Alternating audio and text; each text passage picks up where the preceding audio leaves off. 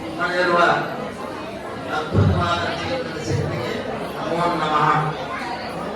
ಎಲ್ಲರೂ ಏಕಚಿತ್ತದಿಂದ ಈ ಮಂತ್ರವನ್ನು ಹೇಳಬೇಕು ಅಂತ ರಾಮಾಯ ಗಂಟೆಗಂಟು ರಾಮಾಯ ರಾಮಭದ್ರಾಯ ರಾಮಚಂದ್ರಾಯ ವೇದಸೇ ರಘುನಾಥಾಯ ನಾಥಾಯ ಸೀತಾಯ ಪತೆ ನಮೋ ನಮಃ. ಆಧ್ಯಾತ್ಮಿಕ ಬಂಧುಗಳೇ, ಅನಿರೀಕ್ಷಿತವಾಗಿ ಈ ಕಾರ್ಯಕ್ರಮದಲ್ಲಿ ನಿಮ್ಮೊಂದಿಗೆ ಸೇರಿ ಆನಂದ ಪಡುವಂತಹ ಒಂದು ಸಂದರ್ಭ ಸ್ಮರಣೀಯ. ಮತ್ತು ಯಾವುದೋ ಒಂದು ಗಂಟು ದತ್ತಾತ್ರೇಯ ಅವತಾರದ ಒಂದು ಸ್ಮರಣೆ ಮಾಡತಕ್ಕಂಥ ದತ್ತ ಅವಧೂತರು ಕಕ್ಕಿಹಳ್ಳಿಯವರು ಒಂದು ಸಮಾಗಮ ಇದೆ. ಇದು ತುಂಗಭದ್ರಾ ಸೇರಿದಂತಹ ಸಮಾಗಮ.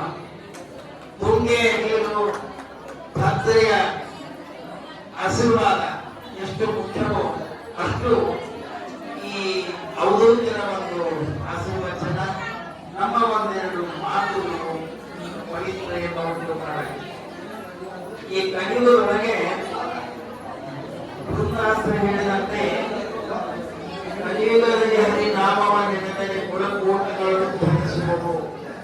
ಕಲಿಯುಗದಲ್ಲಿ ಧರ್ಮಕ್ಕಿಂತ ಜ್ಞಾನಿಗೆ ಒಂದು ಮಹತ್ವ.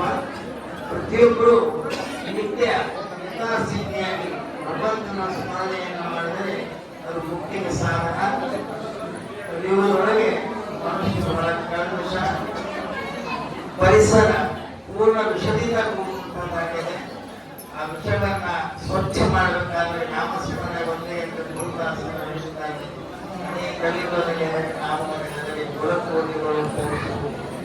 ಹಾಗೆ ಸ್ಮರಣೆ ಎಷ್ಟು ಮುಖ್ಯವೋ ಅಷ್ಟೇ ಜ್ಞಾನದ ಮಹತ್ವವನ್ನು ಕೊಡಬೇಕು. ನಮ್ಮಲ್ಲಿ ಜ್ಞಾನ ಮತ್ತು ಅಜ್ಞಾನಗಳು ಎರಡೂ ಬಲ ಮತ್ತು ಎಡಗೆ ನಿಂತಂತೆ. ಯಾವಾಗ ಅಜ್ಞಾನ ಹೆಚ್ಚಾಯಿತು ಜ್ಞಾನದ ಉದಯ ನಮಗೆ ಆಗ್ತದೆ. ಆ ಒಂದು ಜ್ಞಾನ ಉದಯಕ್ಕಾಗಿ ಕಾರ್ತಿಕ ಮಹೋತ್ಸವಗಳು, ದೀಪ ಉತ್ಸವಗಳು, ಅನೇಕ ಧಾರ್ಮಿಕ ಕಾರ್ಯಗಳು ಇರ್ತಾ ಇರ್ತದೆ. ಅಂತಹ ಜ್ಞಾನವನ್ನ ಕೊಟ್ಟಂಥದ್ದು ಶ್ರೀ ಮಹಾಲಕ್ಷ್ಮಿ ಅವಳೇ. ಜ್ಞಾನ ಚಿಂತನೆಗೆ ಆದಂಥ ಸುಖಕ್ಕೆ